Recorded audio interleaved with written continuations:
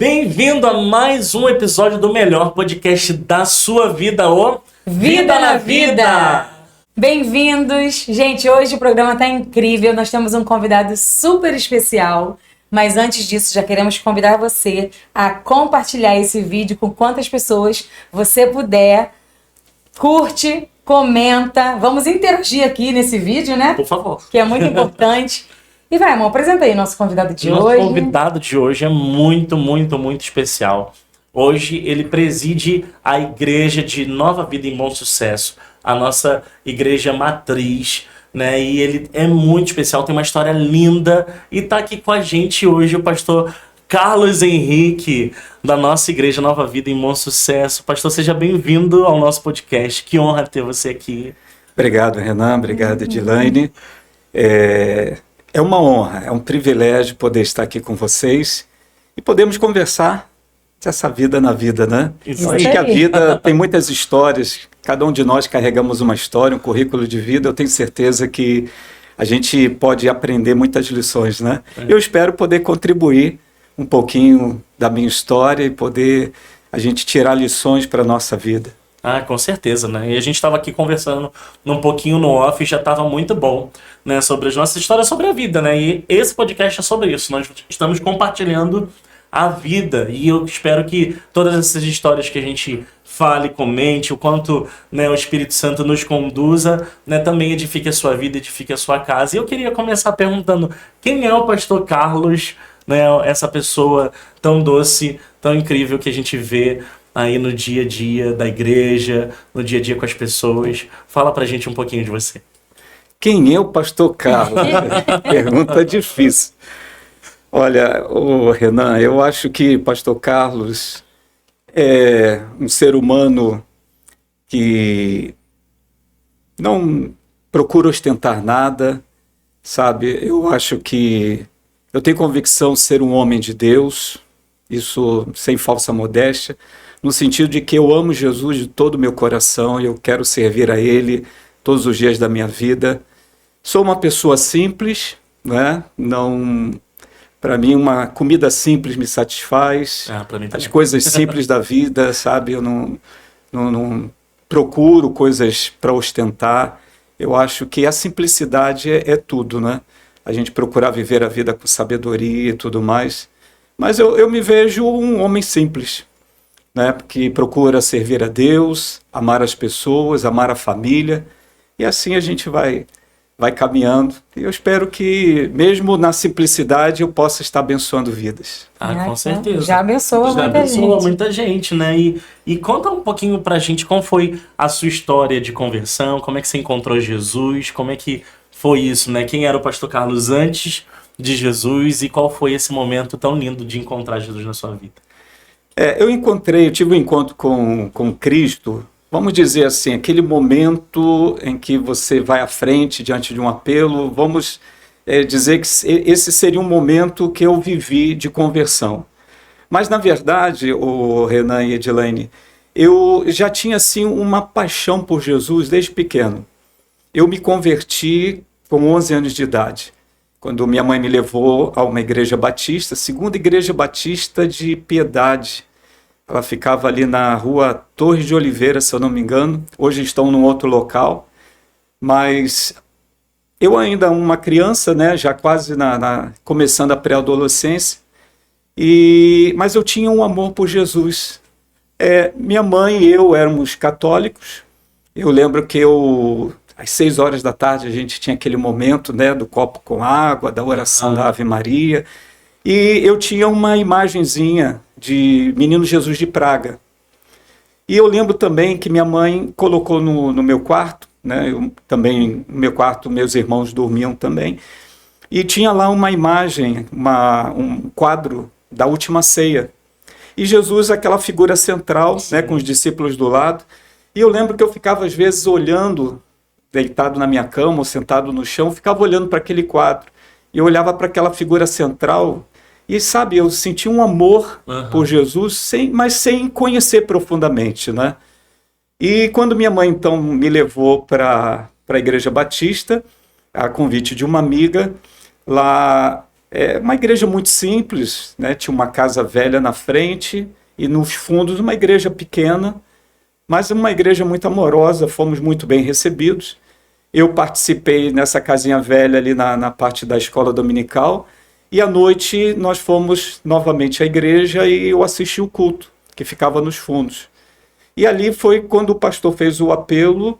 Ele disse: quem quer receber Jesus, quem quer Jesus na sua vida. Eu já queria Jesus já há algum tempo, mesmo sem entender, né? Sim. Aquela mentalidade ainda infantil, mas aquele amor genuíno, aquele amor que estava no meu coração pulsando. E eu falei: eu quero Jesus. Então foi que eu fui à frente, atendi o apelo, e dali fiquei. E agora estou até aqui hoje. Eu tinha 11 anos de idade, hoje estou com 59, amando Jesus apaixonadamente, e aquele foi o meu primeiro passo.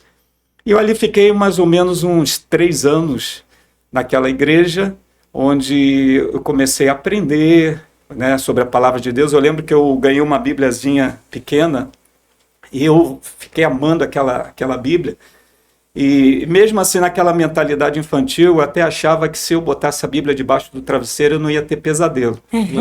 Depois eu fui entendendo que não tinha nada a ver, mas desde pequeno eu já comecei a ter um amor pela palavra de Deus, né? Fui conhecendo a Bíblia, fui conhecendo as histórias, participando das atividades da igreja na parte infantil, né? Quando tinha a EBF, Escola Bíblica de Férias, EBF.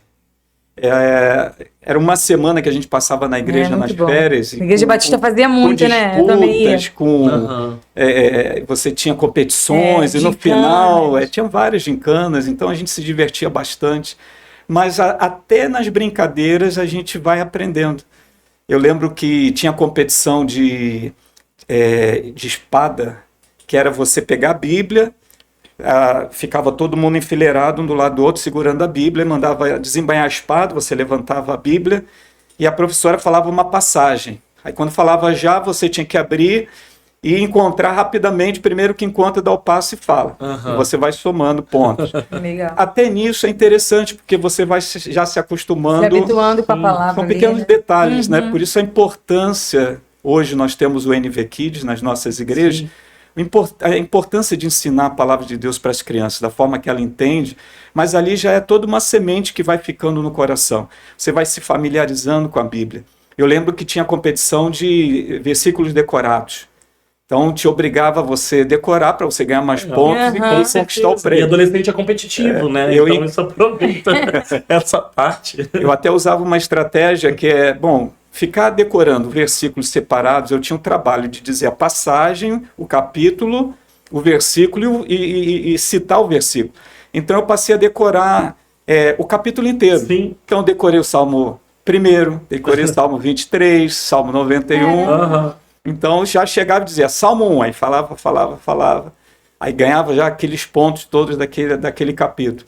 Mas até recentemente eu estava falando na igreja como aquilo ali foi importante na memorização da palavra, porque aquilo ali ficou guardado no coração.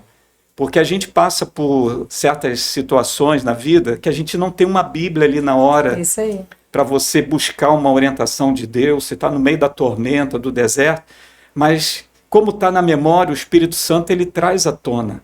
E como aquilo ali é conforto, como aquilo ali é consolo, é encorajamento para você não desistir e seguir em frente. Então toda essa bagagem daquela primeira infância ali foi muito importante para a minha vida. Que legal. E até interessante que a esposa do pastor, que era responsável da escola dominical, ela me botou um apelido de pastorzinho na época.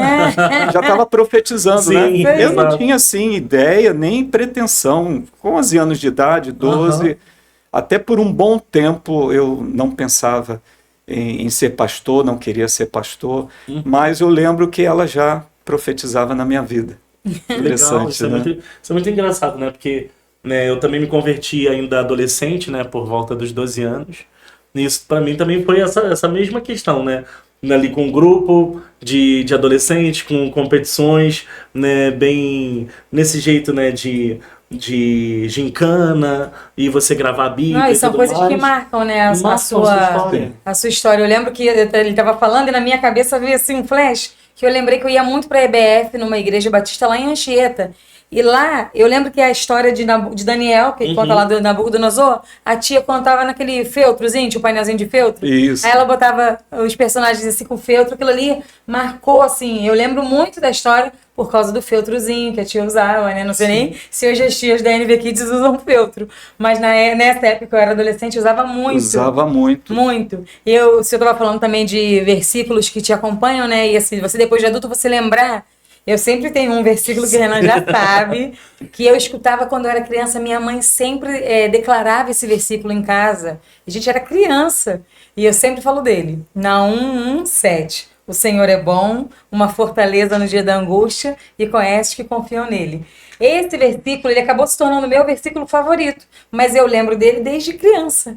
E assim, em vários momentos da minha vida de adversidades também, eu sempre lembrava, eu meditava nesse versículo. Porque às vezes eu estava em situações que eu não tinha a Bíblia ali na minha mão, mas eu lembrava, o Senhor é bom, uma fortaleza no dia da angústia, e conhece que confiam nele. E eu começava assim, a meditar realmente no versículo. Gente, o Senhor é bom, ele é uma fortaleza no dia da minha angústia, e conhece que confiam nele. Eu confio no Senhor, então ele me conhece. Ele sabe o que eu preciso, né? Mas isso assim, desde criança, a gente foi aprendendo. Isso é muito legal quando você tem essas memórias afetivas, né? Que você vai lembrando. E essa época de EBF é muito legal, né? Ainda bem que na nossa igreja ainda tem, né? Lá em Bom Sucesso tem EBF também? Tem, faz legal, é muito também. Legal. E faz toda a diferença, né? Faz. Falando em Bom Sucesso, queria que você contasse um pouquinho pra gente como é que foi a sua história, como você chegou na Nova Vida. Ok. Eu fiquei mais ou menos 3 anos na Igreja Batista, né? E a minha infância praticamente foi no bairro de Piedade. Mas ali para aquele lado onde fica a universidade, ficava, né, a Universidade Gama Filho, daquele lado, que tem o outro lado da linha do trem. Toda aquela região foi uma região onde eu passei praticamente a minha infância. Meu pai tinha um hábito que, quando o aluguel era reajustado, às vezes ele via que em outros lugares o aluguel estava mais baixo. Então, nisso, eu mudei só no bairro de Piedade, eu acho que umas 5 vezes. Meu Deus.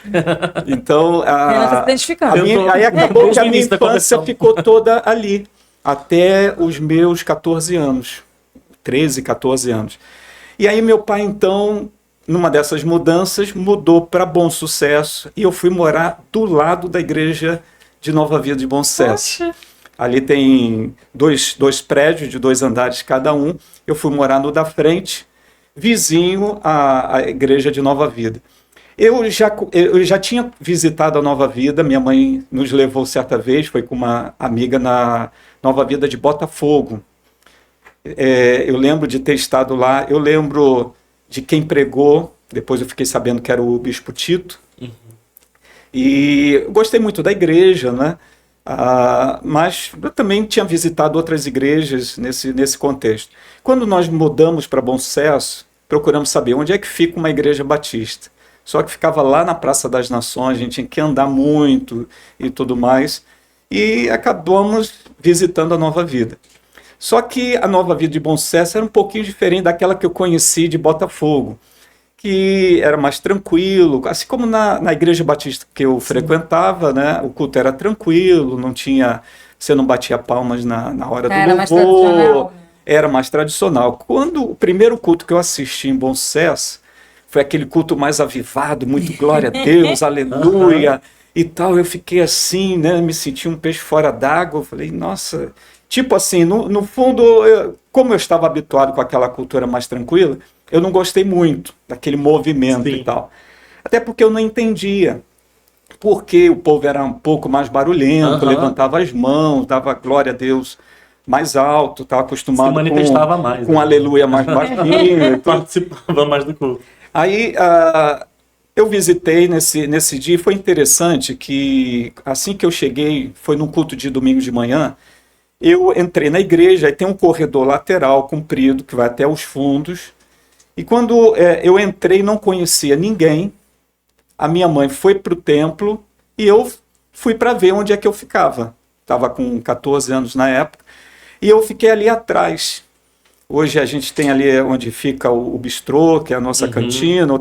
Mudou muito de lá para cá. E eu fiquei parado ali, tipo assim, não sei para onde eu vou. Eu via pessoas saindo de uma sala, eu achava que ali era a cantina, porque tinha muito movimento e não era.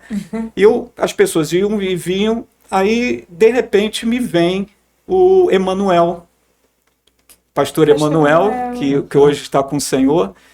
Ele morava em frente à igreja, temos ali em frente um conjunto residencial, e ele morava em frente. Ele me viu sozinho, veio falar comigo, se apresentou e falou, olha, vamos lá para a classe de adolescentes. Então ele me levou para a classe, e lá eu encontrei Josemar, né? Outros amigos, gente, alguns deles estão no ministério. Foi ali que eu comecei a conhecer esse pessoal e travar uma amizade muito legal. Gente, com 14 anos, que legal. 14 anos. E assim, desejando já fazer 15 para ir para a juventude, né? Porque o pastor na época, o pastor Eloy de Freitas, ele limitava, só a partir de 15 anos podia ir para a juventude. Ainda era uma juventude pequena, e a gente já queria fazer 15 anos para poder ir para o encontro jovem, já se sentir mais maduro, né? Mas ali já começou uma jornada muito legal, e principalmente no contexto de amizade. Porque quando eu lembro exatamente que depois eu acabei mudando outras vezes também, e eu cheguei a ter que pegar 2 ônibus para ir para Bom Sucesso, para você ter uma ideia. Eu cheguei a morar novamente em Piedade, só que ali para o lado da antiga avenida suburbana, que eu passava em frente à Nova Via de Piedade na época do Miguel Ângelo. Então eu passava em frente para pegar um ônibus, saltar em Del Castilho pegar outro para Bom Sucesso. Que já tinha um Aí vocês me perguntam, Sucesso. por que você não foi?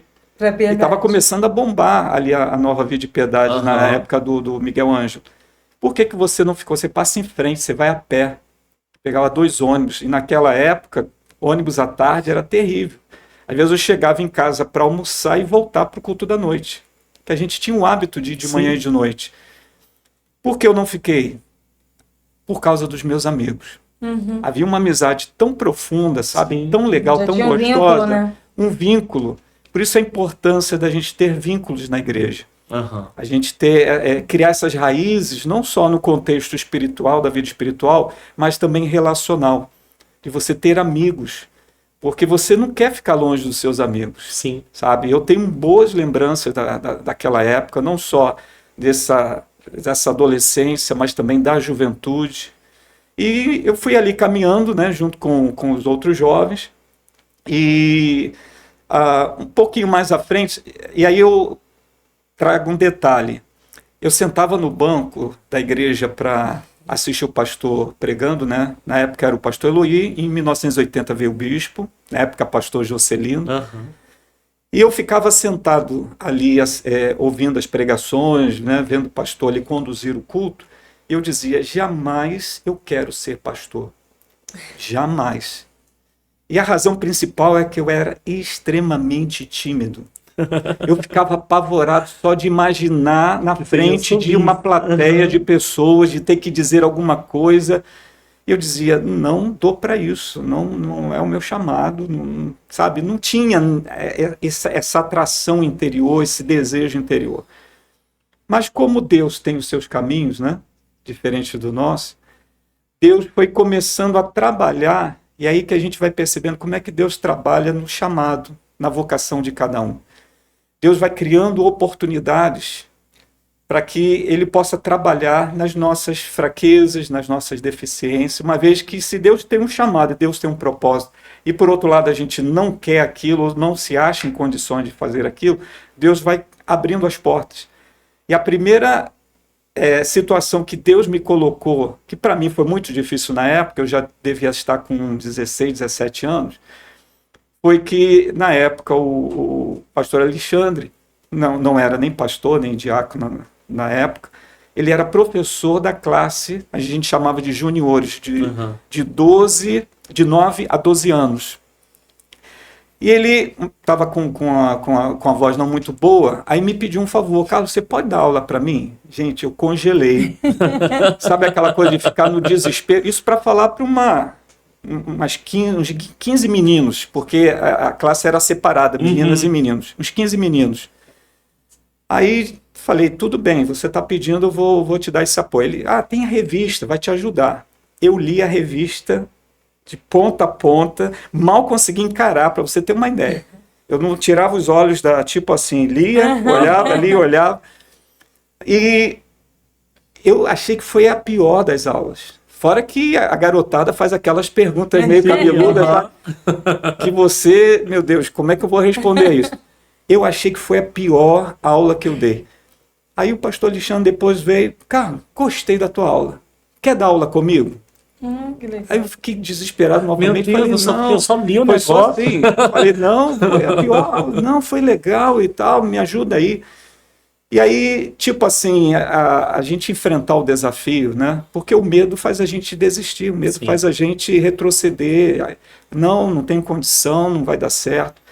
Mas falei, tá bom, vou estar aí do teu lado. E ali começou. Deus foi, aos pouquinhos, eliminando todas aquelas barreiras. Então, daquele período que eu fiquei dando aula, né? E, inclusive, eu dei aula até pro Bispo André, né? Porque quando o Bispo chegou, ele tinha uns 7 anos de idade quando chegou, em Bom Sucesso, né?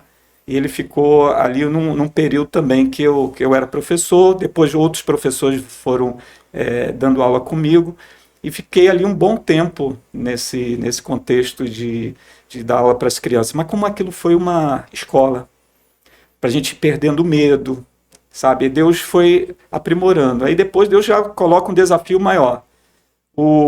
Na época, o Miguel Inculto, que hoje é bispo da Nova Vida de Caxias, ele era líder da juventude na época. Aí ele disse, Carlos, abre hoje a reunião da juventude. Aí foi outro passo difícil. Que agora não era uma sala de aula, era um púlpito. Porque acontecia dentro do santuário, né? O encontro dos jovens. E aí foi aquela situação, mas assim, vamos encarar o desafio. Foi difícil, suando frio, mas só para abrir, para você ter uma ideia, só para abrir, fazer oração e passar para ele. Mas já foi Deus trabalhando. Pouco tempo depois ele foi ordenado pastor, foi para Botafogo. O Alexandre ficou um ano, acho que à frente da juventude nessa época, a juventude estava crescendo.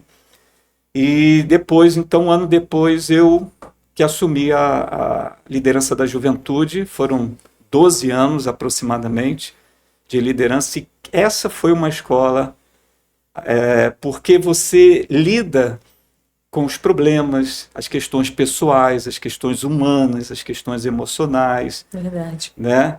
Verdade. Então, você trata praticamente com questões como acontece numa igreja. Sim. Porque você está lidando com gente.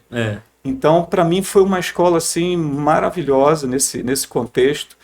Eu era solteiro na época, quando então eu fui convidado, junto com outros irmãos e casais, para o Ministério Diaconal. Inclusive, eu tive o privilégio de ser ordenado diácono pelo bispo Roberto Macalister, fundador da Nova Vida, e foi assim, marcante. Eu estava nessa época, eu tinha feito o CPOR, eu já estava como tenente da reserva, já exercendo nesse período. E nesse dia, então, fui ordenado diácono. Foram 10 anos de diaconato, que foi outra escola. Deus ainda me deu a oportunidade de um período trabalhar na igreja. Já foi uma outra escola, porque tem um lado administrativo da igreja, né? E que muita gente não conhece. Porque o que acontece, Renan? Eu até louvo a Deus pela escola Avance, que hoje nós temos os 3 anos, né, de aprendizado. E tem aqueles que são indicados pelos pastores, né, para fazer a mentoria. E essa mentoria tem um estágio aqui em Jacarepaguá, onde uma vez por mês eles percorrem todos os setores da igreja para saber como é que é o funcionamento de uma igreja. Porque a gente às vezes tem uma certa fantasia sobre o ministério, que é aquela fantasia que a gente tem quando a gente está sentado no banco. Bom, ministério pastoral é pregar e orar. E a gente acha que é só isso. Está presente então, no culto ali, só naquele momento, né? Cria um vislumbre, eu quero pregar, eu quero orar. Mas é muito mais do que isso. Dia a dia, a gente não tem noção. A não ser quando você tem essa oportunidade. Deus ainda me deu essa oportunidade de trabalhar um período na igreja. Mesmo como diácono, eu tive a oportunidade de fazer programa de rádio, na antiga Rádio Relógio. Que legal. Nós tínhamos um programa de manhã de 15 minutinhos. Isso, que era o bispo, quando esteve aqui conosco, ele falou um pouco do programa da Nova Vida. Novo Dia, Nova Vida. né? Acho que ele até contou como é que veio o nome, né? Quando ele não podia ir, às vezes eu ia, como eu trabalhava na igreja, eu tinha essa disponibilidade. Sim. Então, Deus me deu assim uma possibilidade de aprendizado tão grande que quando começou a aflorar essa chama da vocação, do chamado, eu já tinha consciência do que era o ministério pastoral. Não fui, como eu já conheci pessoas que depois se frustraram, que acharam que era algo assim, que só trazia honra e privilégios. Sim. E não é. É uma batalha, é uma luta, você está lidando com pessoas são difíceis, como nós. Sim. Todos nós temos as nossas questões. Então, eu agradeço a Deus por Ele ter me permitido passar por tudo isso e ter essa escola de consciência. E eu lembro de um detalhe que me chamou a atenção sobre esse despertamento do chamado. Eu, quando estava servindo, depois que eu me formei no CPUR, o quartel que eu fui designado foi acho que 2º BI, se eu não me engano, em São Gonçalo, e eu morava no Meia, ali em Caxambi. Então, eu lembro que eu tinha que levar, às vezes, a farda, já tudo direitinho, já no ônibus. E quando tinha culto durante a semana, acho que na época era quarta-feira, eu levava um terno junto, porque eu era diácono, Sim. já na época, eu tinha sido recentemente ordenado. Então eu ia com a farda pendurado na frente ali no banco do ônibus e o terno junto. Porque na volta eu descia em Bom Sucesso, pegava um ônibus, ia para a igreja, trocava de roupa para servir ali no horário do culto. E eu fui percebendo que eu estava amando mais o terno do que a farda. Porque foi percebendo que a direção que Deus estava apontando, mas assim, não amando no sentido do cargo, Sim. nem do título, mas do prazer de servir, porque de sentir o chamado de Deus. E você já fazia isso com uma certa intencionalidade, né? Eu vou trabalhar, mas eu já tô aqui com o meu terno, porque eu tava, de repente você tava lá no trabalho já pensando nas coisas da igreja, né? E como é bom, porque você contando toda essa história, eu consigo ver até um panorama, assim, né? De quando você falou que entrou pelo corredor lateral ali de Bom Sucesso, foi lá pros fundos, né? Com certeza você nunca imaginou, né, daquele dia onde você ia chegar, onde Nossa, você eu fiquei estava. pensando, quando ele começou a falar, na verdade, eu pensei ele falando com 11 anos. Isso. Eu falei, gente, o que aquela criança de 11 anos falaria para pastor de hoje, né? Tipo assim, continua. Vai dar certo. Exatamente, continua.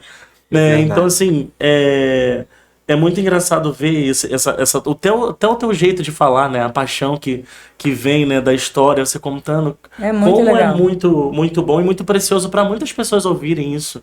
Né? Que não foi simplesmente uma troca de cargo, que não foi simplesmente igual você faz um plano de carreira dentro de uma empresa, não é isso. E às vezes a gente faz uma leitura das pessoas, né? A gente às vezes até almeja o lugar que ela está, mas não sabe o percurso que ela percorreu para chegar até as ali, né? renúncias que ela teve, Isso, viveu, os desafios as que ela batalhas. enfrenta Exatamente. no dia a dia, né? A gente acha muito bonito, nossa, que legal, mas tem um preço a ser pago, né?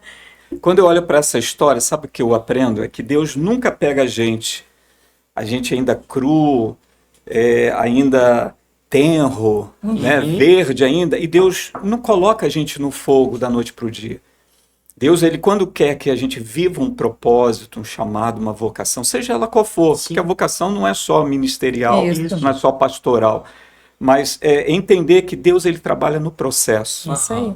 Então, eu tenho ouvido até muito essa frase ultimamente, né, que para vivermos o propósito, Deus trabalha no processo. E é exatamente isso. A gente vê isso muito claramente na vida de José, do Egito. Pegou um rapaz de 17 anos, mas Deus já estava olhando lá na frente e sabia que ele precisava ser forjado. Né? E Deus foi trabalhando na vida dele para ele ter condição de ser colocado num palácio e administrar como ele administrou aqueles momentos. Né? Exatamente. Aí é outro passo importante, é como você encara os desafios. Porque às vezes a gente quer dar um passo atrás, a gente tem medo. Então a gente não pode ter medo dos desafios. Se Deus está abrindo essa porta, vá em frente, enfrenta o medo. Aliás, o verdadeiro amor lança fora o medo. Se você ama aquilo que você está fazendo, se você ama a Deus, ama as pessoas, você quebra esse bloqueio e mais à frente você vai dizer, que bom que eu não Ele foi desisti, falando, né? né? Tipo, e é muito engraçado isso, né? Tipo assim, ó, agora eu preciso que você faça isso. Agora, eu lembrei da história de Josué, né? Que tava ali com Moisés, ok, ali ajudando. Quando chegou a hora, né? Moisés não tava mais ali e chegou a hora de Josué assumir. E aí Deus falou, não temas, estou contigo, por onde quer que andares. Eu estou com você, né? Porque assim, ser forte e corajoso, né? E às vezes dá esse... Não quer dizer que você não vai ficar receoso. Você fica. Mas vambora. Coragem é você que vai com medo. Vai E com na medo, hora mesmo, Deus mesmo vai- que seja para você ler a revistinha. Isso Não aí. tenha medo da vontade de Deus. Aham. Não tenha medo da vontade de Deus. Ela é boa, agradável e perfeita. Com certeza. É que às vezes a gente acha, será que a vontade de Deus, eu vou estar em condições de atender a vontade de Deus? Mas volto a dizer, Deus trabalha no processo. É isso aí. Deus não joga você no fogo de repente, Ele te prepara para isso. Né? Ele vai trabalhando a sua vida, isso é maravilhoso. E é importante a gente também nunca desistir no meio do caminho. Isso. Porque toda jornada tem momentos que a gente pensa em desistir. Qual de nós não pensou em jogar a tudo pro toalha, alto. né? De abandonar? Mas quando você persevera, perseverança é tudo. Eu já vi pessoas que começaram um bom trabalho, mas porque não foi do jeito que ele queria, simplesmente ele desistiu. Não desista, porque os resultados de Deus vêm. Às vezes leva tempo, Isso aí. né? E quando você entende que não é na sua força, né? Exatamente. Você tá com Deus, é no tempo dele, ele te fortalece, ele te E ajuda. você falou uma coisa, pastor, assim, que eu gosto muito de pensar nisso, porque é muito mais profundo do que parece, né?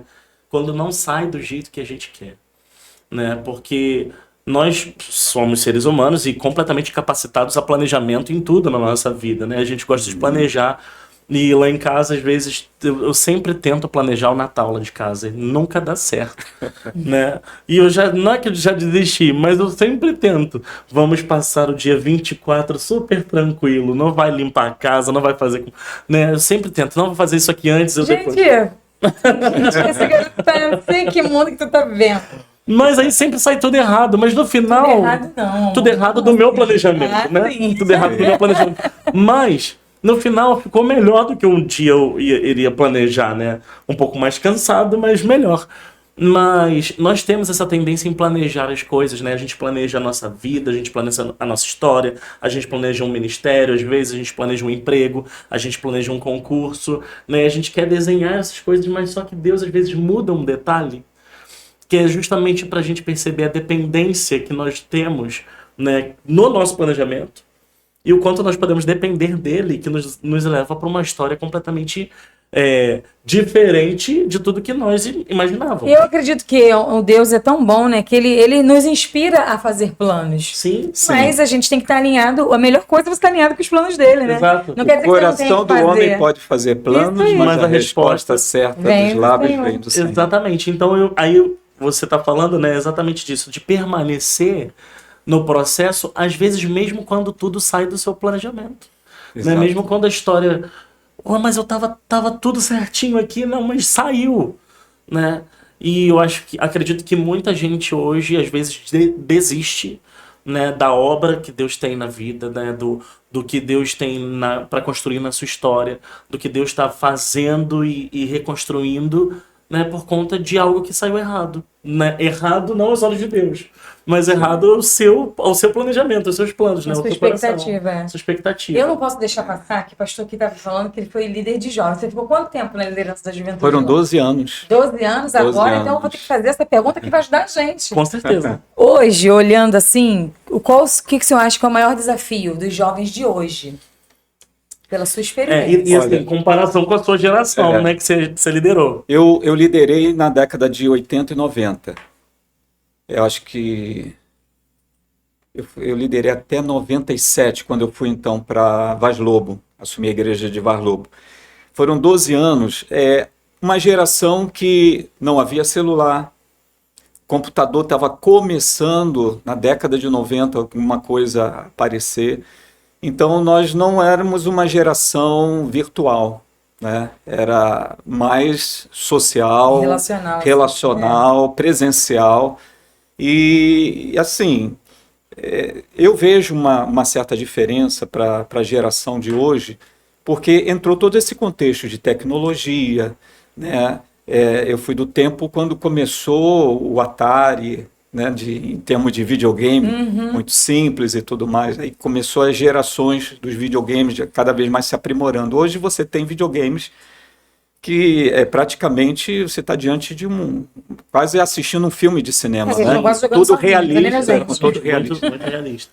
Então, antes, eu sou de uma geração que a gente brincava na rua, que a gente construía os nossos brinquedos, que a gente se sociabilizava mais. Hoje a gente percebe uma geração mais trancada dentro do quarto, diante de um computador, com amigos virtuais, conversando às vezes naquele momento do jogo. Eu acho que até a igreja tem sido hoje um fator que vai contribuir um pouquinho para trazer essa sociabilidade, né, essa relação entre as pessoas, tirando o jovem do seu quarto, da sua casa, para estar ali no momento de convivência. Isso é muito importante. Mas hoje eu percebo que os desafios são muito maiores. A cultura na época era diferente, até mesmo politicamente correto que hoje a gente vê tem sido uma pressão na vida de muitas pessoas, dos jovens. Esse tempo pós-moderno que a gente vive, onde as pessoas não têm mais centro, né? Houve uma época, a época medieval, que Deus era o centro. Aí veio a época moderna que o homem se tornou o centro. Isso. Esse tempo pós-moderno não tem mais centro. Nem é o homem, nem é Deus, não tem centro. Ou seja, eu tenho a minha verdade, você, Renan, tem a sua, você, Edilane, tem a sua. Cada um vive com a sua verdade, cada um decide o que quer ser, o que quer fazer. Então, isso já se torna um desafio para o evangelismo. Porque se eu vou falar para você que esta é a verdade, você vai dizer, não, essa é a tua verdade, a minha verdade é essa, fica com a sua, eu cuido da minha. Então, tudo isso são fatores que vão contribuindo. Eu percebo muito claramente. Eu fui de um tempo que hoje se fala do bullying. Não era esse nome que usava, né? Mas não éramos tanto afetados como hoje se afeta.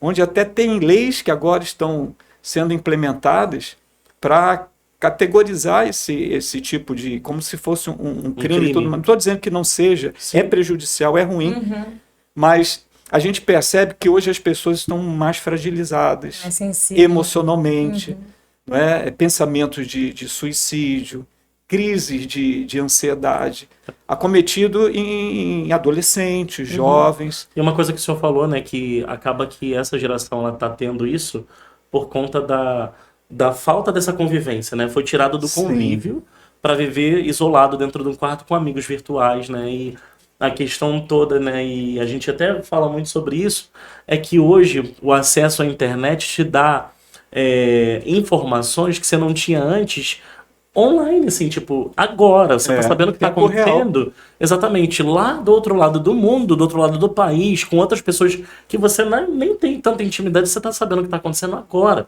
Então, esse modo comparativo que não existia antes, né? Eu não sei o que tá acontecendo em São Paulo, sei lá, vamos lá, na década de 80. Antigamente, para você falar com um parente, você escrevia uma carta.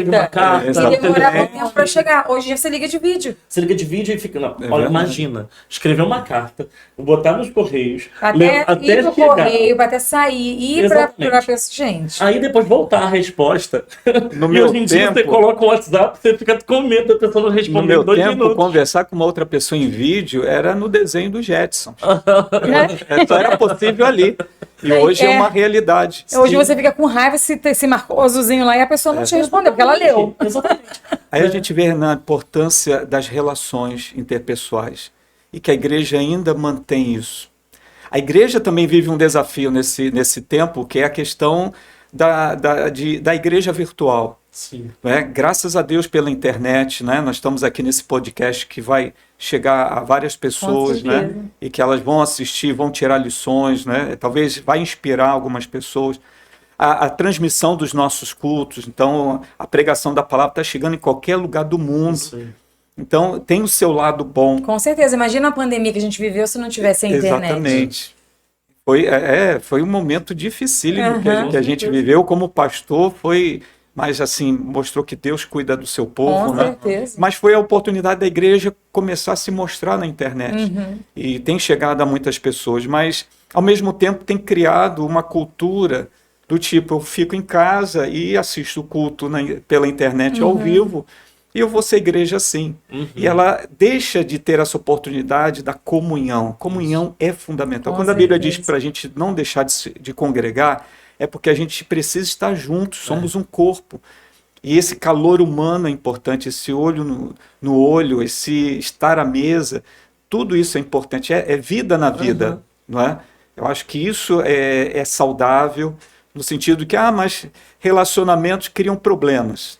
Tudo bem, virtualmente você acaba não tendo atrito com ninguém, se bem que pela internet Exatamente. os comentários às vezes É são... porque você se esconde atrás de uma tela, às vezes, né? Exatamente, mas até mesmo os atritos nas relações são importantes para o nosso amadurecimento, para exercício do amor, do perdão. Não é? A gente aprende, a gente cresce também com os arranhões que às vezes Com as certeza. relações acontecem. E uma das coisas que me fez ficar na igreja firme ali, criar raízes, né, de não ficar pulando de igreja a igreja, porque isso, você às vezes traz uma salada na sua mente, porque às vezes uma igreja tem uma cultura, uma ensina uma coisa, outra ensina outra, e às vezes isso não traz estrutura. É importante a pessoa criar raízes na sua igreja, a não ser sim que Deus diga claramente para essa pessoa, olha, você deve agora tomar essa direção. Mas como isso é importante, como eu valorizo isso, hoje eu vejo muitos dos nossos jovens daquela época, década de 80, 90, já fizemos alguns encontrões há um pouco tempo, como isso é importante. Muitos deles hoje estão firmes na igreja, temos vários que ainda estão lá em Bom Sucesso, Legal. e vários pastores. Eu ia até E falar isso, né? Que pastores deve ser também. legal. Eu lembro que você estava contando aqui, né? Com 14 anos você entrou lá, aí pastor Emanuel veio falar com você, depois você encontrou o José Mais, você de olhar hoje, né? E falar assim, poxa, São os meus amigos, né? Deve ser muito legal isso. Se eu tava privilégio, falando né? uma coisa em minha mente, ela vai longe, Vou né? até comer um Limas Cookie. Isso para mim, quando você estava falando sobre a ranhura, né, que existe, né, e a dificuldade às vezes da gente se relacionar, né, esse atrito que muitas vezes as pessoas correm hoje, né, desse atrito, mas como eles são importantes justamente para nos trazer crescimento e maturidade. afiar. Nos afiar, né? E a palavra de Deus diz, assim como o ferro afia o ferro, o homem afia outro homem. E esse afiar, às vezes, vai machucar em algum nível, né? E na hora eu fiz algumas associações, né? Eu não sou adepto de academia, assim, né? Ainda, não sei, quem sabe um dia. Esse ano isso vai mudar. Mas, quando você vai para academia e você começa a fazer um exercício, você precisa fazer força para romper as fibras daquele músculo. Isso. Então, quando rompe, na verdade, a gente não tem a noção, mas está machucando aquele músculo, que no descanso daquele machucar, ele vai cicatrizar e vai crescer. Exato. Né? E cada vez que você rompe mais aquelas fibras, ele vai crescendo e crescendo. E ele não só cresce, E mais forte você fica, né? como também se fortalece. Então, eu acho que a igreja às vezes precisa entender um pouco disso, que o relacionamento não é que quanto mais você tem atrito, mas quanto mais você cicatriza, né, se cura desses atritos, e a palavra de Deus diz lá em Tiago sobre isso, né, que nós seremos curados no relacionamento. Quando ele fala confessando os pecados uns aos outros, isso é relacionamento. Quando eu confesso para você, você confessa para mim, a gente ora um pelo outro e a gente recebe cura, né? A gente recebe ali restauração, né? Deus está fortalecendo a gente e está levando a gente a um nível de crescimento muito bom. Por isso que é muito importante, eu acho que as pessoas que estão ouvindo a gente na internet entenderem o quanto é bom conviver, o quanto é bom estar na igreja, o quanto é bom ser corpo de Cristo. E aí, não é uma igreja perfeita, né? Não, As pessoas são sim. imperfeitas. Sim, nós somos imperfeitos. Né? Nem todo mundo tá ali, olha, a ordem vai vir assim, assim, assado. Não, Não, mas é isso aí. tem imperfeição que tá em mim, mas que a falta que tá em mim, Eu te ajudo, eu você vou me conseguir te ajuda. ajudar. Um ajudando o né? outro. Exato. O corpo completa, né? Um completa o outro para formar o corpo. Eu acho que o que o senhor falou é muito pertinente em relação a isso. As pessoas a voltarem a ter esse contato com a igreja pessoal, né, de vida. A comunhão é importante para a espiritualidade. Vai favorecer. E hoje a gente tem percebido também um despertamento no sentido de que cada membro da igreja entenda que ele é importante na vida do outro. Que isso não cabe apenas ao pastor. Há pouco tempo nós fizemos lá em Bom Sucesso, em parceria com algumas outras igrejas, uma conferência que chamamos de Conexão, que é exatamente trabalhar o coração de cada membro da igreja, de que o culto não é só para você buscar a Deus, o culto é um encontro dos irmãos, do cuidado uns com os outros, do discipulado mútuo, né, dos mais maduros, tá, ajudando os mais novos, os bebês espirituais, os recém-nascidos. Então, porque isso às vezes tudo é jogado nas costas do pastor. É ele que cuida, é ele que cicatriza as feridas, é ele que visita. E a gente precisa entender que a igreja saudável é aquela que cada um cuida um do outro. Isso aí. Não é cuidar no sentido de vigiar a vida do outro, Não, de se intrometer na vida do outro, mas exatamente... É de se importar. De se importar, de amar, dentro do contexto bíblico. Isso é fundamental. E poderoso, não só fundamental, mas como poderoso, né? Isso que fortalece a aliança da igreja, né? E faz com que o pastor, de fato, né, ele consiga cumprir, de fato, a sua vocação, pastoreando o rebanho, né? Incluindo as ovelhas, trazendo para perto. Isso é fantástico. Até porque, Renan, nós que recebemos o título de pastor, coloco entre aspas, também somos ovelhas. Sim. A gente precisa também ser cuidado. Só que às vezes a igreja não olha para a gente nesse contexto. Eu lembro que uma vez, quando eu estava pastoreando em Bangu, eu pedi oração à igreja. Eu não estava passando por nenhuma crise, nenhum problema, estava tranquilo, mas eu senti o desejo de pedir à igreja que estivessem orando por mim. Algumas pessoas no final do culto vieram perguntar: pastor, está acontecendo alguma coisa?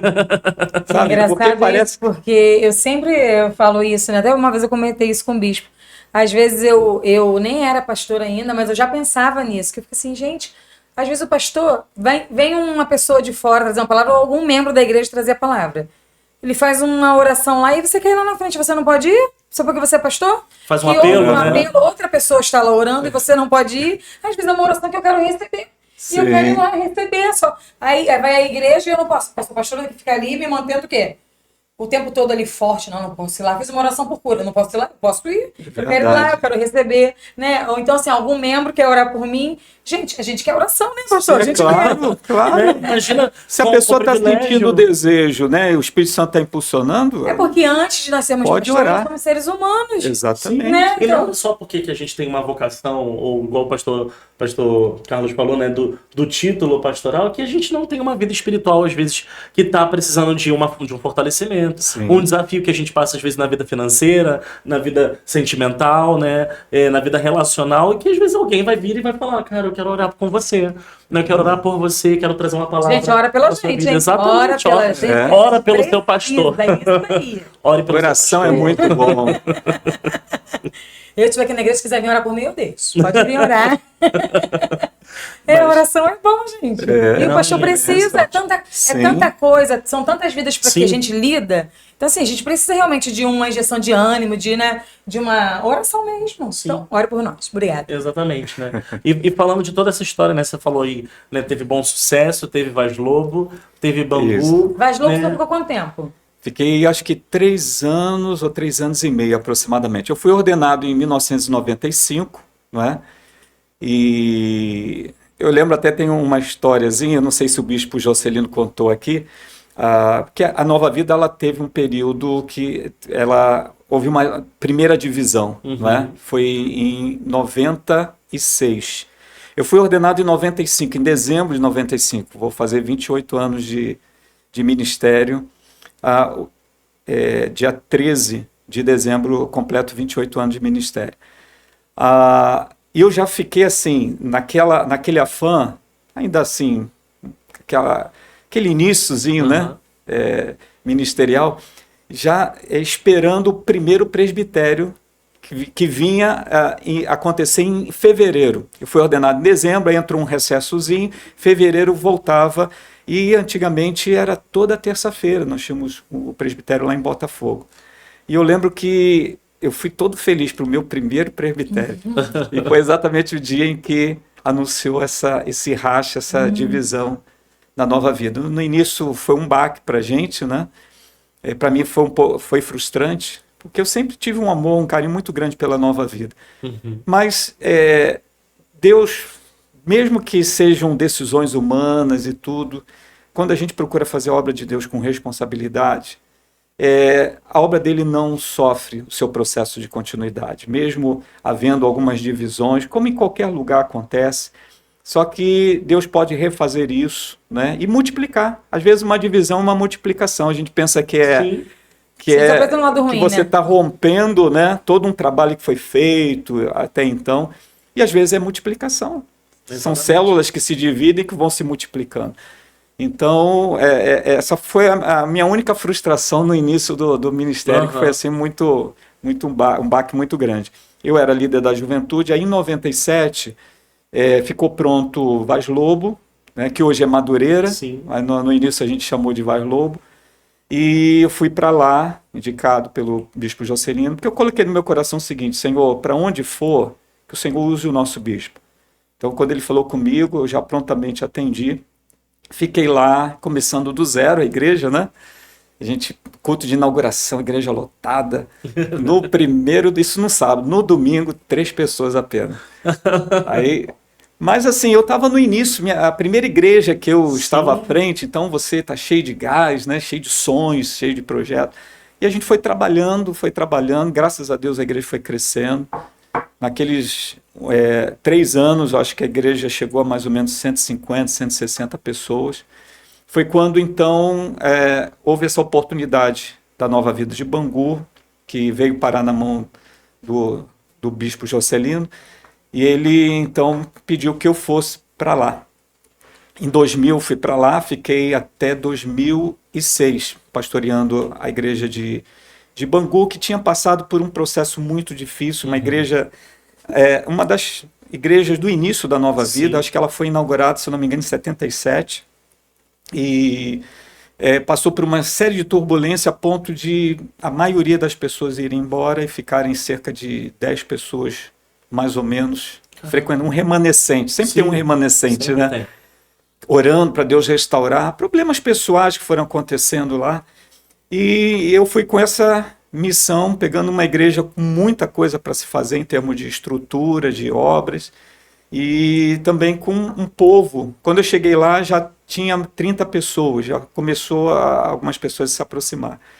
E foi um outro desafio, foi pegar uma igreja que já foi grande e que quase fechou as portas, com uma imagem negativa na comunidade. A gente foi começando a trabalhar, e graças a Deus as pessoas começaram a vir, algumas ficaram sabendo que houve mudanças e retornaram, e as pessoas começaram a ficar tão entusiasmadas que a gente não tinha nem trabalho evangelístico na rua, as próprias pessoas convidavam.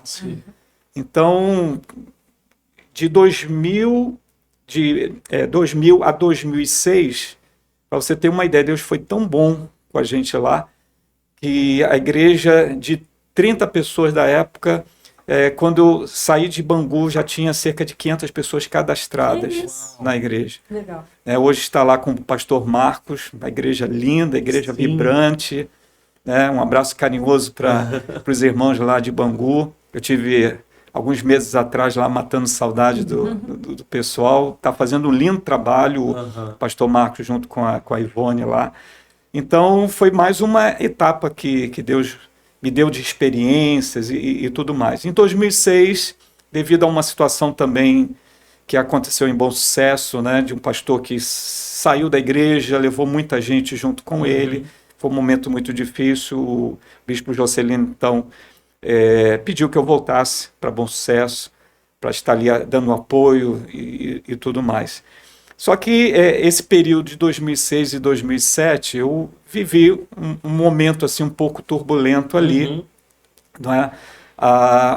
Por questão da minha ex-esposa, de alguns atritos que estavam acontecendo, e eu precisei em 2007 tomar assim, um passo, ou preservava o casamento, né? Ou simplesmente continuava no ministério, e, por outro lado, com o risco de perder um casamento, né? E a gente aprende que a família vem na frente. Né? Pelo menos eu entendo que a nossa galeria de valores tem que ser Deus sempre em primeiro lugar, porque o primeiro lugar é sempre o nosso alvo de adoração. Em segundo lugar, a família. Em terceiro lugar, a igreja. Então, eu precisei me ausentar da Nova Vida nesse momento. para mim foi muito difícil, não é? Mas foi um passo que precisou ser dado, mas não foi um passo onde houve um rompimento total, né? A ponte continuou ali, a gente não demolimos a ponte. E eu fiquei ausente de 2007 até 2015, aproximadamente, nesse período. No início, para mim, foi muito difícil ter que sair. Não é? Para mim, foi também frustrante. Até porque eu fiquei desanimado até de continuar como pastor. Eu já pensava, talvez, de arrumar um emprego e seguir a vida. Mas, o Renan e Edilene, quando tem um chamado de Deus, não adianta, sabe? Por mais que a gente tenta fazer um planejamento, quando a Bíblia diz que os meus pensamentos são mais altos do que os vossos pensamentos e os meus caminhos mais altos do que os vossos caminhos, então a gente tem que estar sempre preparado para Deus mudar o nosso planejamento. Né? Então eu já estava numa condução, mas aí haviam algumas poucas pessoas, cerca de 10 pessoas, que me acompanhavam desde Vaz Lobo, principalmente uma família que disse: Carlos, a gente está com você, queremos ser pastoreados por você. E eu me senti na obrigação de estar cuidando dessas pessoas. Eu falei: gente, só posso fazer cultos aqui na minha casa, onde eu tinha um espaço nos fundos de onde eu morava, lá em Bangu, e começamos um trabalho ali muito simples. Compramos lá um tecladinho, fizemos lá um púlpitozinho e ficamos ali, né, buscando a Deus com aquelas pessoas. Só que a gente via também o seguinte: a gente não tinha como evangelizar, trazer pessoas, porque para usar o banheiro tinha que usar dentro da minha casa. O espaço não então não tinha como a gente crescer dentro daquele contexto. Começamos a orar: Senhor, coloca um espaço para a gente poder alugar. Porque com 10 pessoas, o máximo era alugar um espaço, né? E olhe lá. Só que os espaços eram tudo, na época, tipo R$2.000, R$2.500. E procurando e nada, até que a gente foi ver um local que já foi uma academia, que estava lá, vende ou alugo. Fomos lá, aí a pessoa falou: olha, a gente não está alugando, só vendendo. Na época, acho que era R$135 mil na época. Impossível. Desistimos, continuamos procurando. Um belo dia, a gente procurando lá pela internet, vimos aquele local novamente, tinha diminuído 30 mil, 105 mil. E eu falei: a gente não tem isso, como é que a gente vai fazer? E um irmão da igreja falou: olha, eu tenho isso na conta, eu vou emprestar para a igreja. Emprestou para a gente. E como vamos pagar esse irmão? Resolvemos então, e ele falou: olha, pode fazer um consórcio de imóvel, do mesmo valor que eu estou emprestando para vocês. Ele é reajustado todo ano, e se eu for sorteado e tudo, eu tenho esse dinheiro de volta reajustado. Sim. Ou seja, a gente pagaria cerca de R$1.300 por mês, em relação a R$2.000, R$2.500. Em 5 meses a gente tinha um local próprio, sabe? Que com aqueles poucos que começaram ali, hoje está uma igreja pujante. Aí deixa eu contar, né, esse período que eu fiquei ausente. Sim. E uma coisa importante também, esse período que eu saí que eu fiquei, eu não considero sair, eu considero estar afastado por um tempo, né? Tempo que fosse de Deus. Mas uma coisa importante, eu poderia ter colocado lá o nome Nova Vida, Igreja de Nova Vida, por causa da reputação do nome. Falei: não, isso não é ético, isso não é honesto, isso não é justo. Se eu estou me ausentando dessa denominação, eu não posso abrir uma igreja com o mesmo nome por causa do nome atrair pessoas. Muito menos de ficar ligando para as pessoas da igreja de Bangu para dizer: visita a minha igreja. Porque como Deus vai abençoar uma coisa, se você usa subterfúgios humanos, Deus não vai abençoar. Verdade. Sabe? E durante esse período, então, colocamos um outro nome para aquela igreja e ficamos ali durante esse período fazendo a obra de Deus, deixando Deus trabalhar. Quando então, em 2014, eu tive um baque muito grande na minha vida, que foi a minha ex-esposa simplesmente resolveu sair de casa, foi para um outro país, e eu fiquei com meus 3 filhos nessa situação. Então foi assim um momento de um baque emocional muito grande, né? Eu não entrei em depressão, mas senti o gostinho dela. Uhum. E eu lembro que esse foi um período, e mesmo sendo difícil, né? Aí a gente percebe que todos nós podemos ter os nossos momentos difíceis e até muito difíceis. Sim.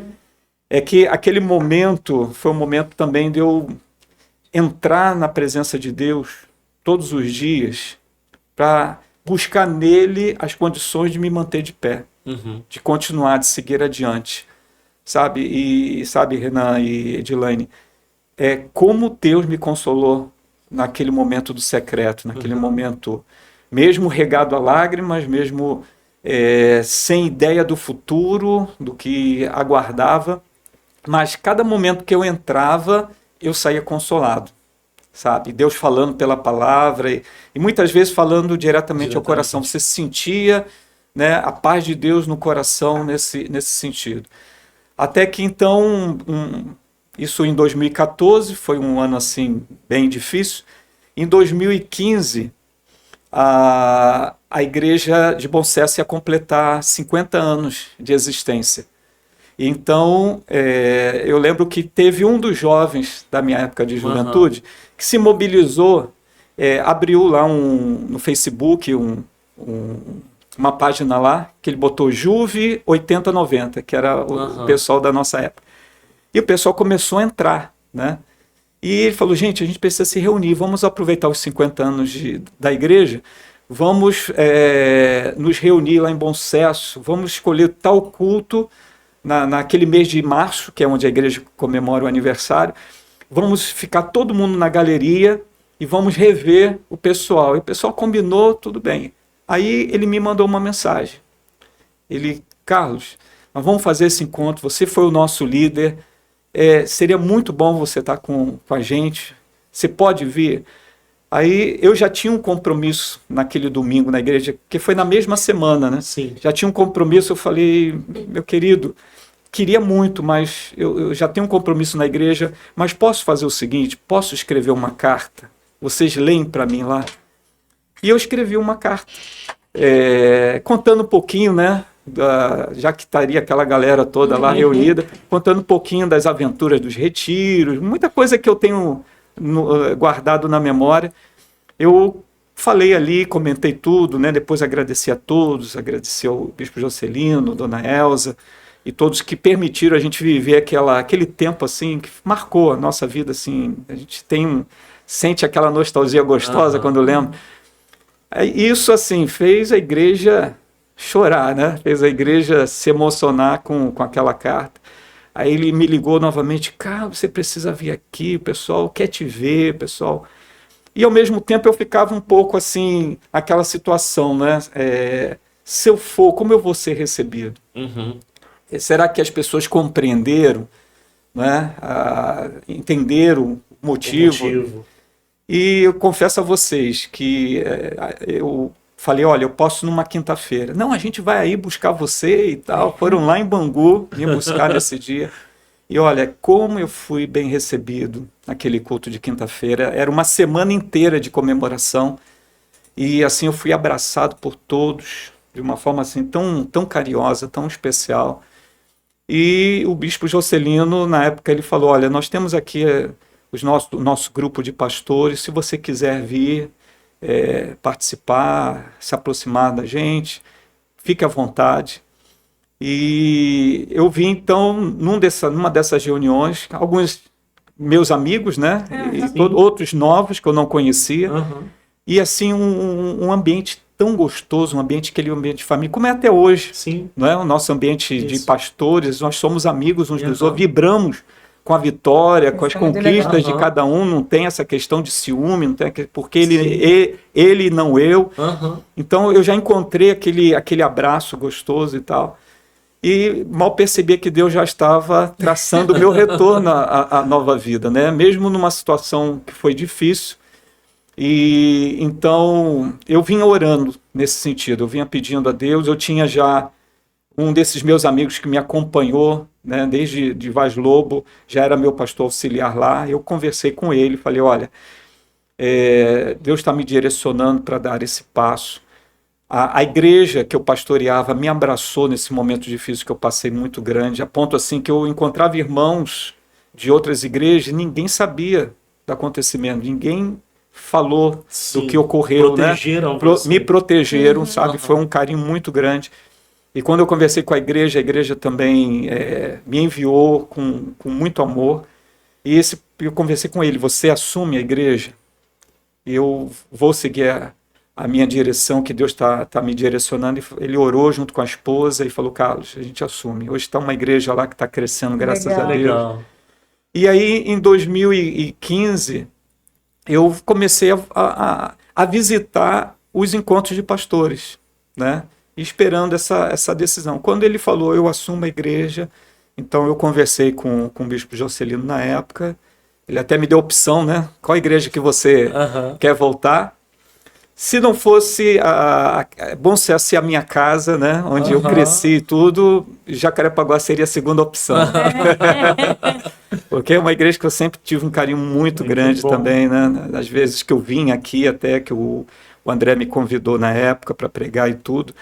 Então eu retornei para Bom Sucesso, né? Estive ali junto com o pastor Alexandre, que na época era o pastor em Bom Sucesso, dando ali o apoio.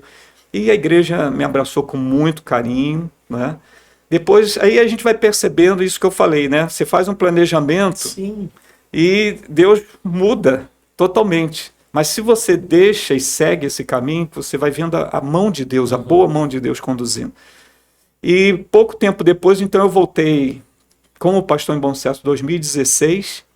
Foi, acho que, final de maio de 2016, que começou junto com a obra do novo templo também. E em 2018 houve a necessidade, o pastor Jason precisou voltar para os Estados Unidos e o pastor Alexandre não conseguiu ficar com as duas igrejas, ele retornou para a Piedade e o bispo então pediu que eu assumisse a titularidade, a liderança da igreja de Bom Sucesso. Então desde 2018 tenho estado como pastor titular em Bom Sucesso, com mais 4 pastores também muito queridos que me ajudam a conduzir a igreja. Nós estamos vivendo um tempo assim maravilhoso em Bom Sucesso, né? Depois dessa pandemia que afetou todos nós, sim, que a gente se perguntava, meu Deus, como vai ser?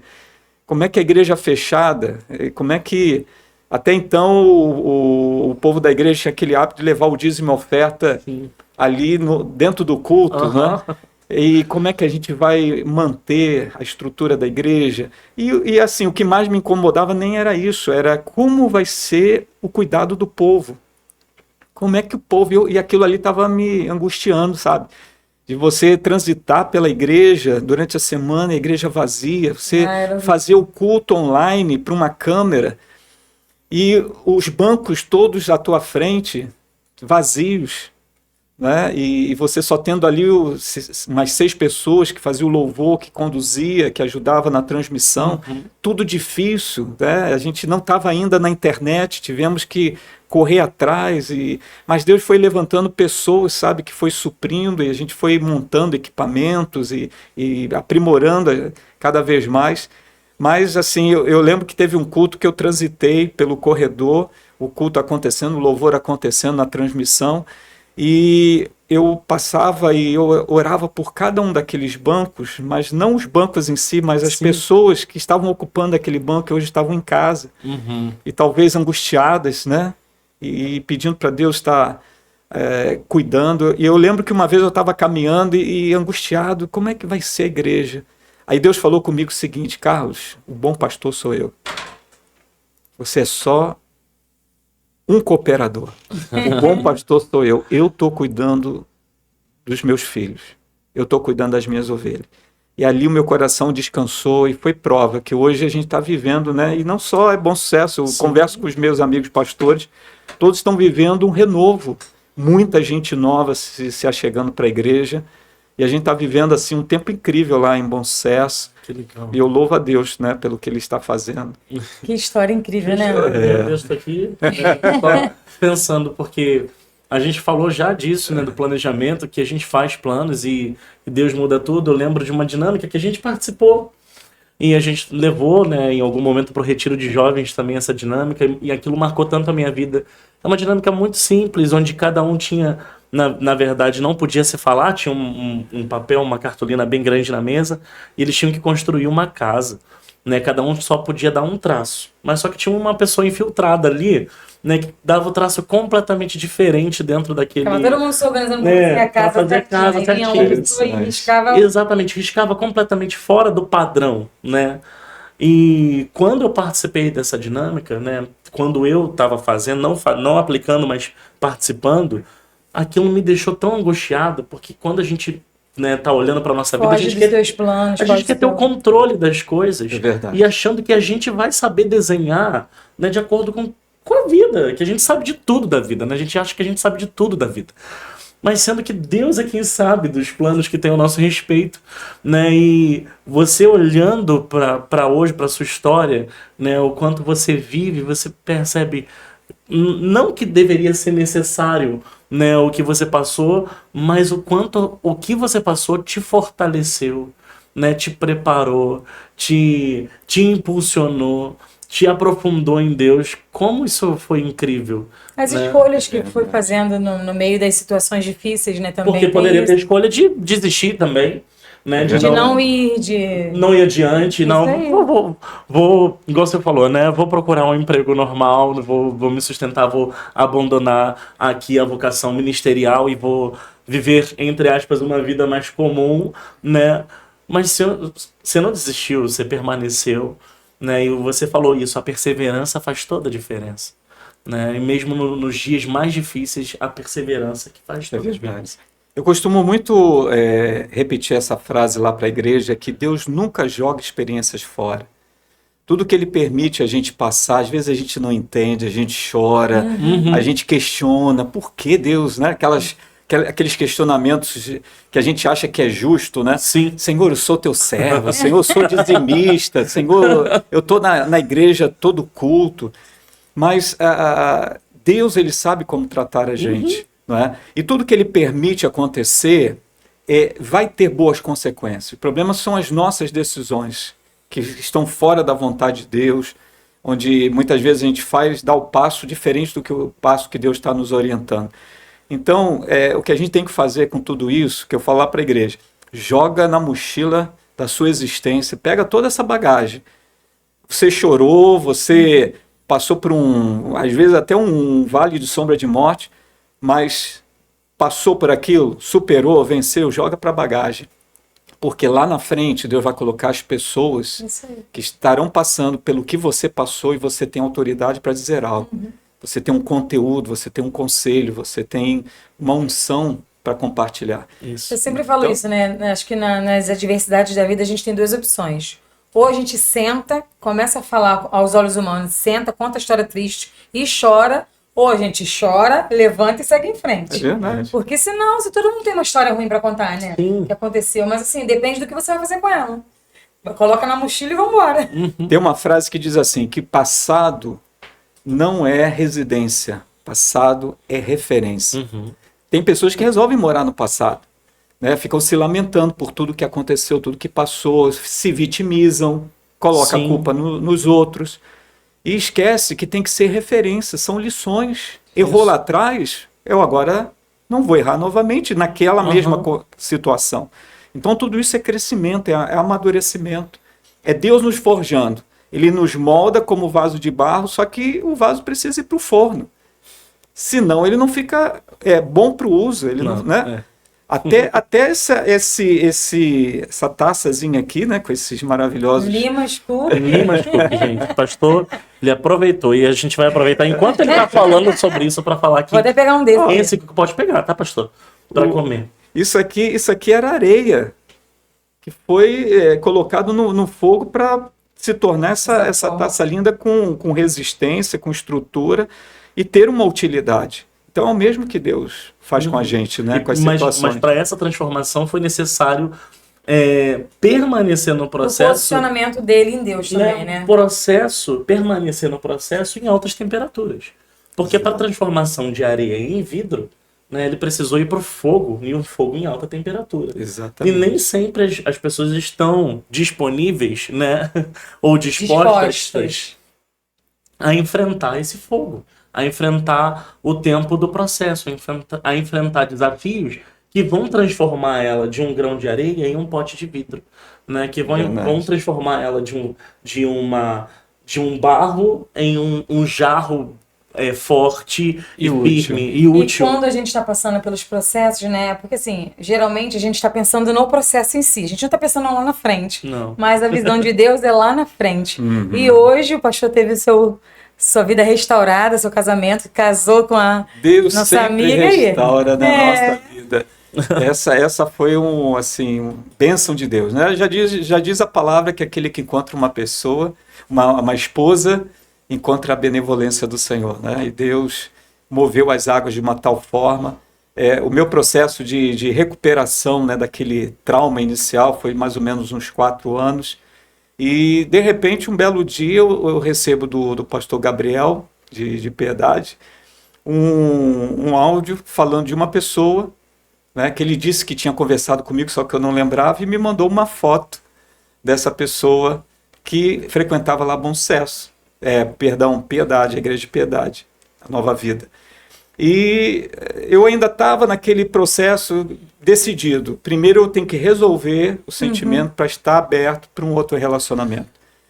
E durante aquele ano, isso foi em 2017. Eu recebi mais ou menos em janeiro a foto. E falei, olha, ainda não estou pronto e tudo mais. E seguiu em frente. Um belo dia, acho que já mais para frente, em outubro daquele mesmo ano, eu fui assistir um culto da Semana da Aliança, que Piedade faz todo ano. Eu fui lá numa terça-feira. Sentei, o pastor estava do meu lado e falou, olha, aquela irmã que eu falei está sentada ali no outro corredor. Aí eu falei, tudo bem. Só que até então, eu até ia de vez em quando pregar em Piedade, só que eu nunca tive a oportunidade de vê-la. Né, ela fazia parte lá do Beck, do Louvor, e eu nunca tive, ela também nunca se apresentou, nem ninguém a apresentou, e ela ficava na dela, eu não tinha noção quem era. Sim. E eu lembro que nesse dia foi até interessante que a pastora Cláudia, que pregou, e ela teve um momento, depois da ministração, ela pediu que os pastores saíssem pela igreja para orar pelas pessoas, né? E eu... Para que lado que eu fui? Exatamente para aquele corredor. Pro lado certo. Só que ela estava orando, ela estava adorando e estava com a mão assim. No que eu passei, não deu para ver o rosto, por causa da mão. Eu fui lá atrás também assim. A gente está ali com o objetivo de orar pelas pessoas, então eu não fiquei totalmente focado, mas falei, pelo menos eu quero ver quem é. Aproveitar, né? Já que já ia lá abençoar. Aí eu fui até atrás, orando pelas pessoas. Eu voltei, eu só vi ela pelas costas. Não deu para ver, também não ia passar e ficar olhando, né? Eu passei discretamente, sentei para o meu lugar. Naquele dia também ainda terminou o culto, ela foi logo embora. Então, não fiquei sabendo quem era. Misteriosa. Só que aí eu fui procurar no Instagram se tinha o perfil dela. O pastor estava stalkeando. É muito jovem, né? Eu comecei a ter a curiosidade, que eu já estava agora mais aberto, né? Mas eu estava curioso eu só tinha aquela foto que o pastor tinha mandado para mim. Então eu encontrei ela no Instagram, mas era privado. Tinha que solicitar amizade. Só que eu tinha começado o Instagram da igreja na época, então eu tinha a minha conta e a conta da igreja. Só que quando eu pesquisei, eu não tinha percebido que eu pesquisei pela conta da igreja. Ah, meu Deus. Aí eu fui e solicitei seguir. Só que quando ela viu, ela falou, Igreja de Bom Sucesso. A igreja está me seguindo. Quer me seguir. Eu fui perceber isso no dia seguinte. Aí o que eu fiz? Eu voltei para minha conta, solicitei, e ela liberou, aí curti algumas fotos dela lá, ela já ficou assim, o Carlos me curtindo, pedindo para seguir, ela já ficou meio assim. Aí o que é interessante é que a gente não se apresentou um ao outro, né? Não entramos no privado para conversar. a gente começou a postar algumas coisas, mas com mensagens subliminares, né? Aquela coisa assim, dando um toque, né? E ela começou a comentar, eu também comecei a comentar. Aí teve um dia que ela foi assistir o Renascer Praise, que foi no Teatro Municipal. Sim, sim. E ela botou lá tipo assim, vamos, não sei o quê, né? Botou publicamente, né? Mas a gente percebia que tinha um convite por trás. E aí eu coloquei, olha, infelizmente era culto de quinta-feira, eu tinha que fazer o culto, mas se tivesse livre eu aceitaria o convite e tal. Depois ela postou uma foto que ela tirou lá, tem uma porta bonita lá. Sim.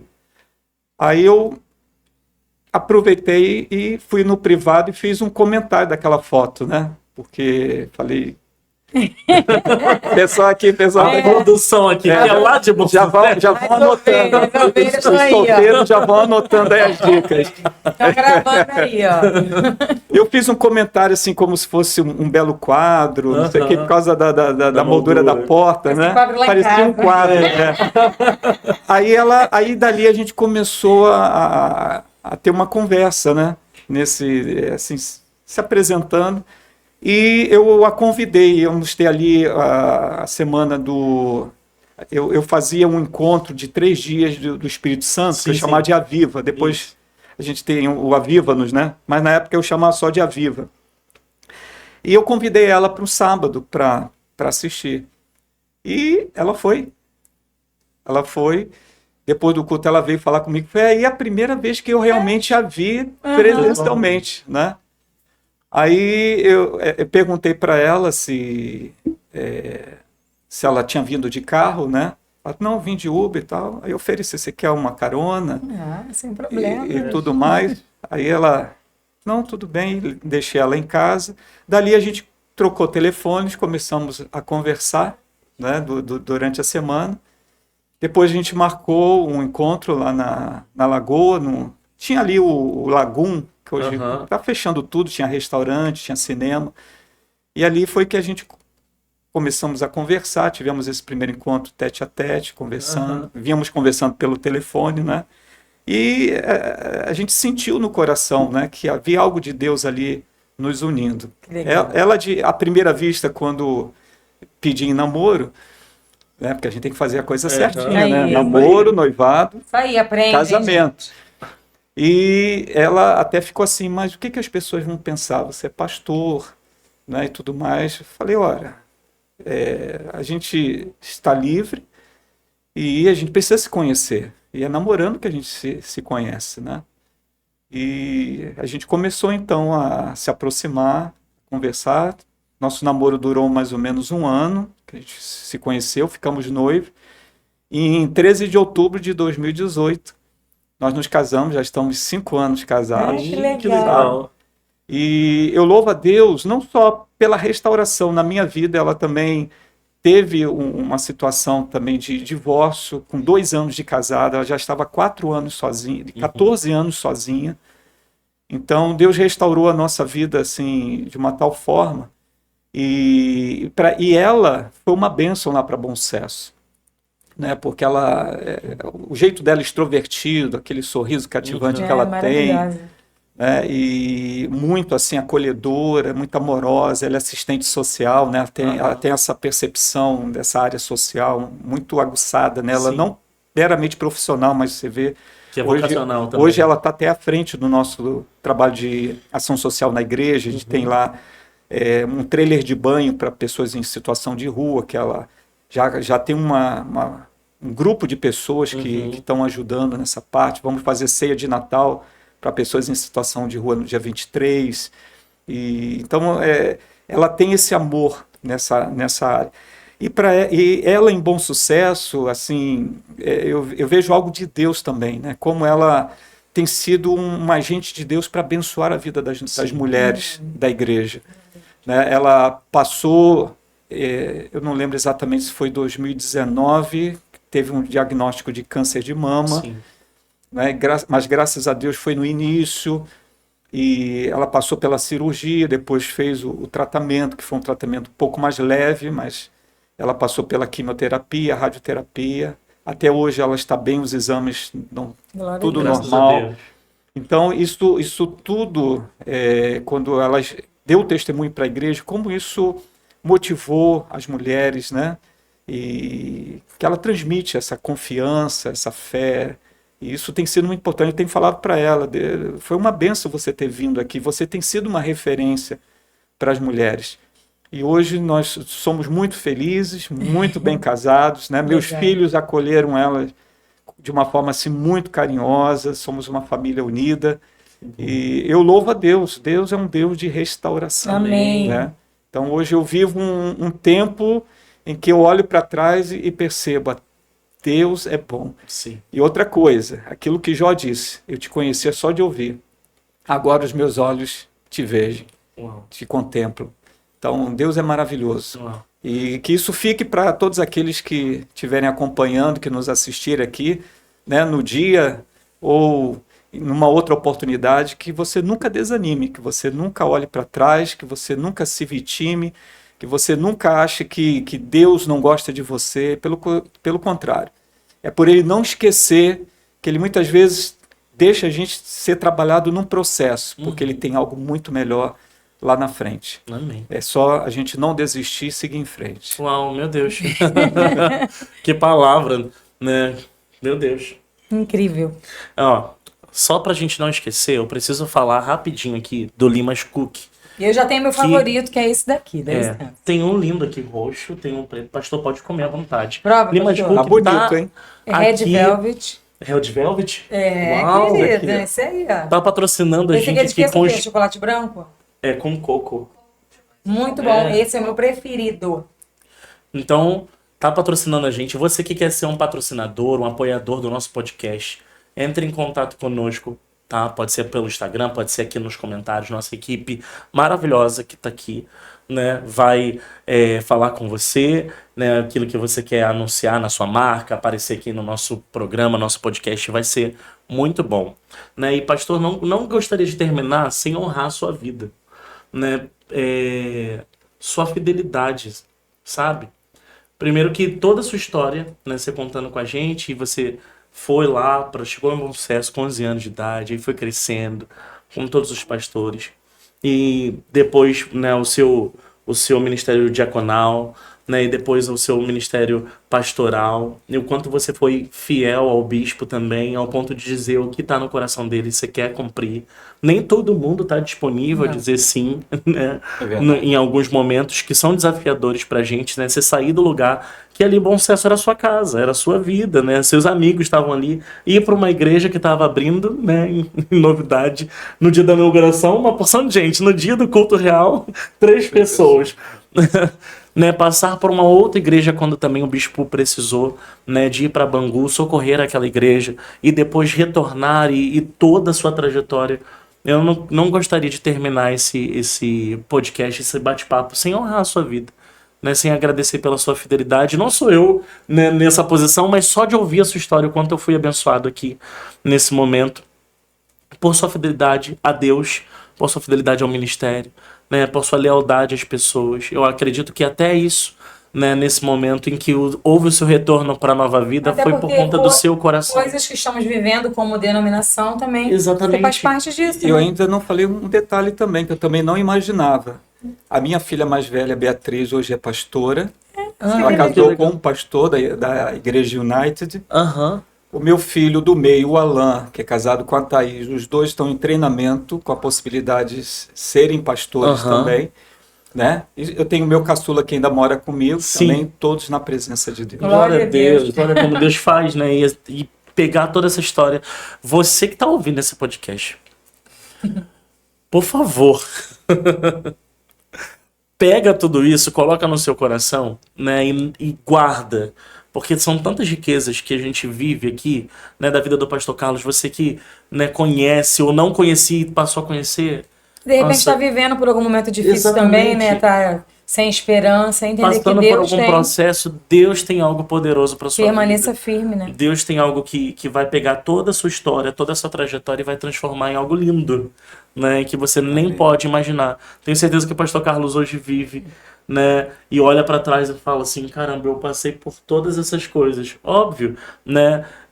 Que aquilo passou, já foi uma história, né? Mas foi a sua fidelidade durante Mas o processo. permaneceu no processo, sim. A sua permanência durante o processo que te fez chegar aqui. Obrigado por Grande compartilhar. prazer, grande Muito prazer. legal mesmo. Compartilhar a Se sua alguém vida for conosco. abençoado, já estou feliz. Então, fique feliz que nós Fica já feliz, nós já fomos. fomos. Exatamente. Pastor, deixa pra gente uma mensagem pro pessoal que tá ouvindo. Olha pra câmera. Olha, essa câmera aqui vai falar diretamente pro pessoal. Deixa uma mensagem de fé e esperança pro pessoal. Eu queria dizer para você, como eu comentei aqui, quando Deus diz que os nossos pensamentos, aliás, os pensamentos de Deus são mais altos que os nossos pensamentos e os caminhos do Senhor mais elevados que o nosso caminho, é que Deus ele tem a vontade certa, ele tem o plano excelente e ideal para a nossa vida. O que a gente precisa fazer é submeter a nossa vontade à vontade de Deus, porque ela é boa, agradável e perfeita. E que eu e você possamos sempre entender o seguinte: na vida, a gente pode ter duas opções. A vida é um mar que está à nossa frente, que a gente está no nosso barco, para chegar a um destino, chegar a um propósito. E temos duas opções. A primeira é você pegar esse barco, pegar os remos e remar em direção àquilo que você quer. Se você fizer isso, você pode até ir na direção, mas vai ter uma hora que você vai se cansar, tem uma hora que você não vai conseguir mais remar, e aí o barco pode ficar à deriva. A outra opção é você estender a vela e deixar o vento do Espírito Santo guiar a tua vida. Aí eu tenho certeza que você vai poder descansar e ele vai te levar para o propósito dele, que é a vontade do Senhor e que é o melhor para a nossa vida. Por mais que às vezes o mar fique revolto, por mais que você até pense, será que eu vou a pique, será que eu vou afundar? Mas que você confie na providência, no cuidado e no zelo de Deus no nosso dia a dia. Você vai chegar até onde Deus quer que você chegue. Então, isso a vela e deixa Deus guiar a sua vida. Em nome de Jesus. Amém!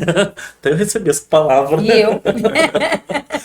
Pessoal que nos acompanhou aqui durante esse programa, você que comentou, curtiu, compartilhou, continua assistindo, continua mandando para as pessoas que você acha que precisam ouvir essas palavras, que precisam ver, né, esse programa. Muito Compartilha com todo mundo, comenta, marca aqui embaixo nos nossos comentários. Gente, você também pode fazer suas sugestões pra gente aqui embaixo nos comentários. Se inscreva no nosso canal, ative o sininho, faça tudo, mas esteja conosco, porque é sempre bom ter a sua audiência aqui com a gente, né? É isso aí. Vida na Vida fica por aqui hoje. E até a próxima, gente. Deus abençoe vocês.